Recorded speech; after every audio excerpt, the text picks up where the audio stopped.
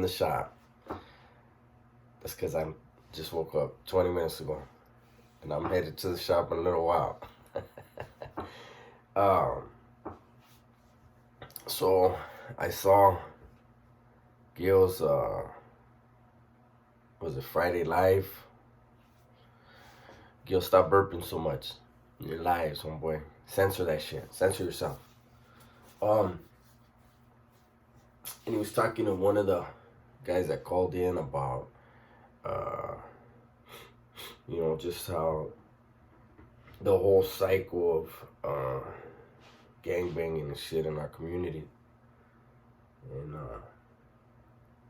and then I started thinking about it, and, how they say that the definition of insanity is doing the same thing over and over and expecting a different result, right? And it's like,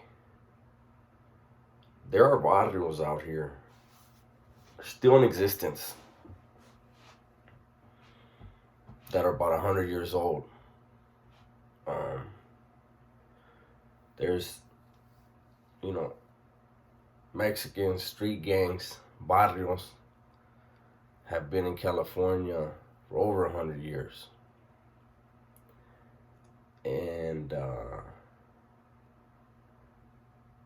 that's definition of insanity. Where in the beginning, where how it was, they were protecting themselves from the Navy, the sailors and shit. And, it obviously, when anything is created supposedly for good, there's always going to be those that will see it as an avenue to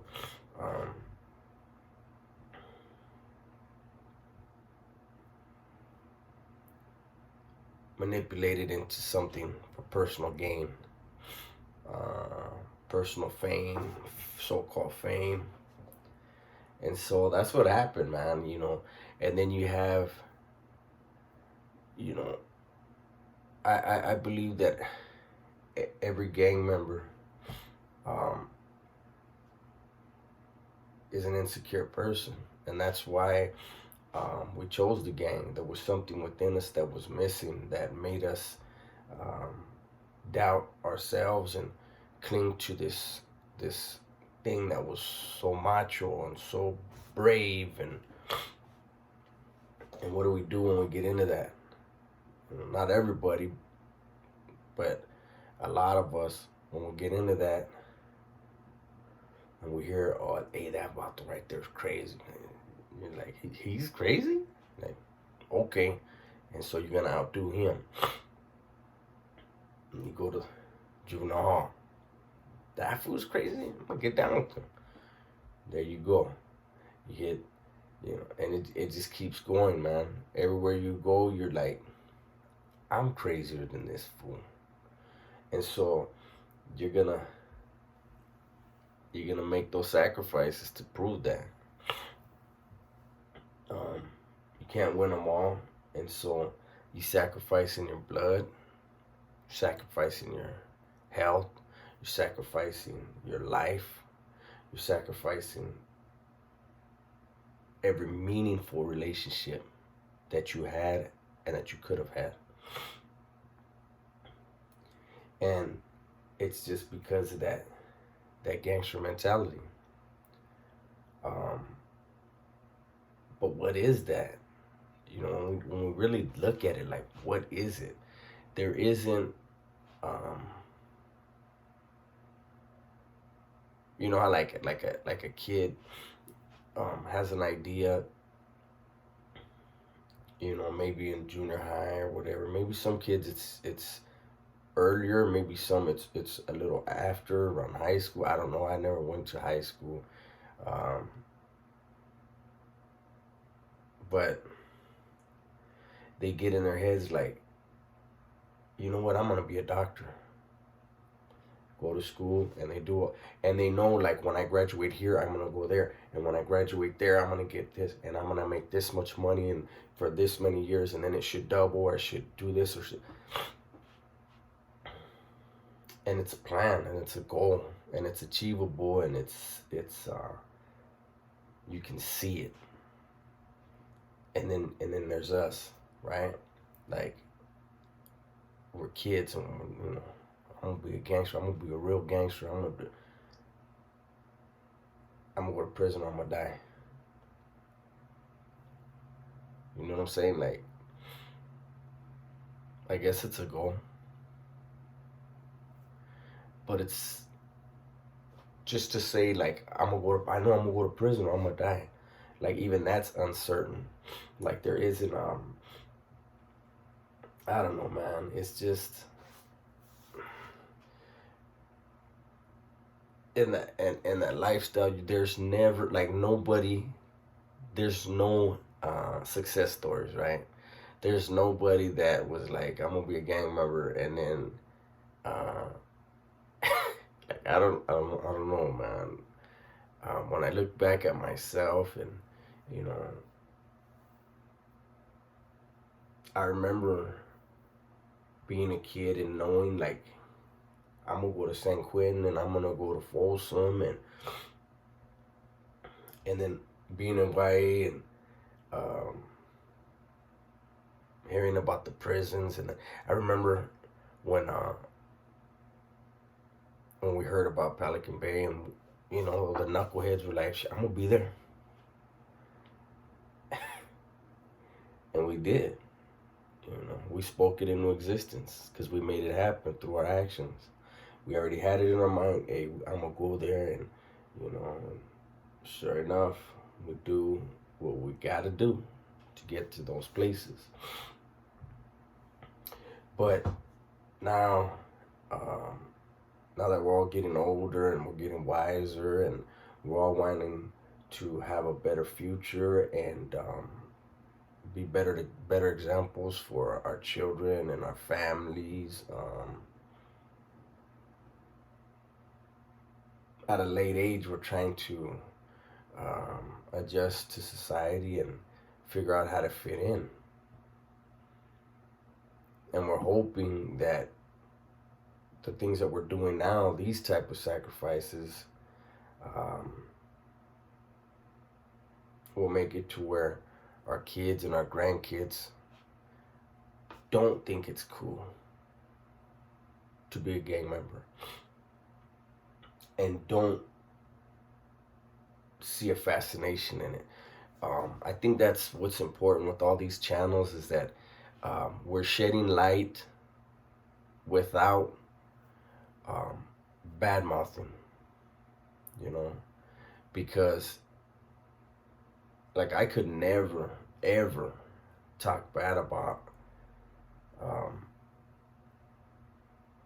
that whole lifestyle, man. It's like how could I be that hypocrite, you know, knowing why I got involved in gangs, coming from a broken home, and being a beaten, abused child, and so full of anger, and so full of rage, and wanting to blame everybody, and not understanding that I'm in control of what I'm in control of, and to make those things positive. That wasn't even a thought in my head. It wasn't even, I didn't have anybody to tell me, like, to sit down and point that out to me, and actually it wouldn't have mattered, you know.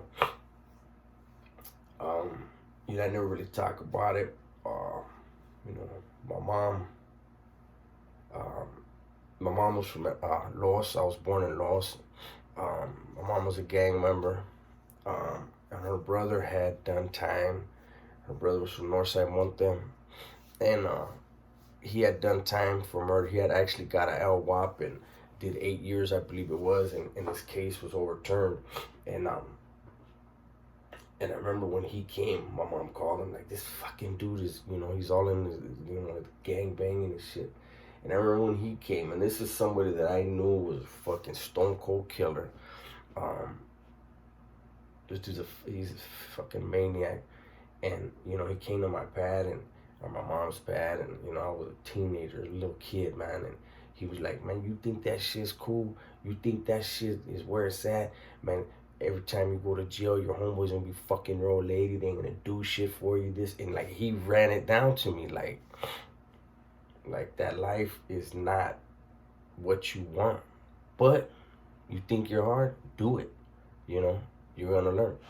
And I didn't listen to him. I'm like, fuck that, dude. I didn't say it. But in my head, I was like, fuck this fool, man. He's just stupid. That's why he got caught. That's what we always say, right?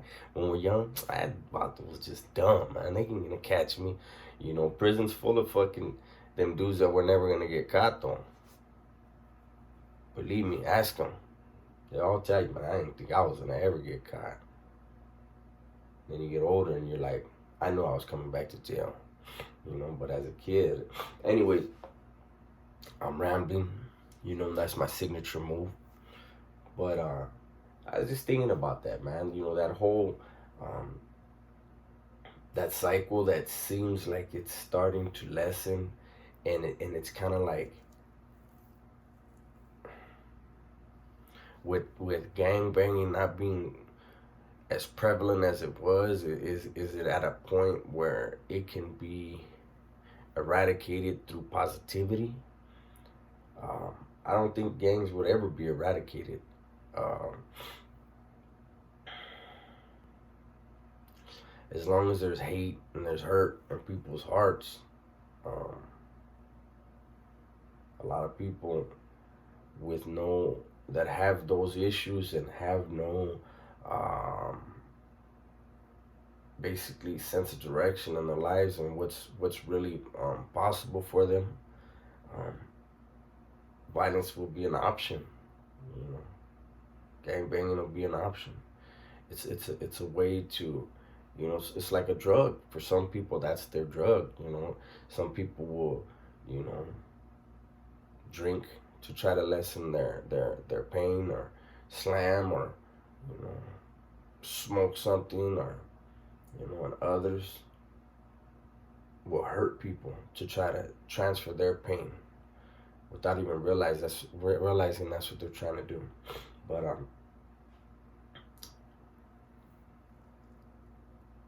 I believe that there are enough people now that have gone through it and are sharing their experiences, and you know, trying their hardest to just show people that there is a different way, um, that this is having a small impact. It is helping others, and even if it's just helping the OGs, you know, to say, you know what, I went through that shit, and have something to attach themselves to. That's a good thing too, because then the people in their lives will see the change. Change is slow, man. But anyways, I gotta go. Gotta get ready for work. Gotta put a shirt on. I am not Wes Watson. Should not be without a shirt.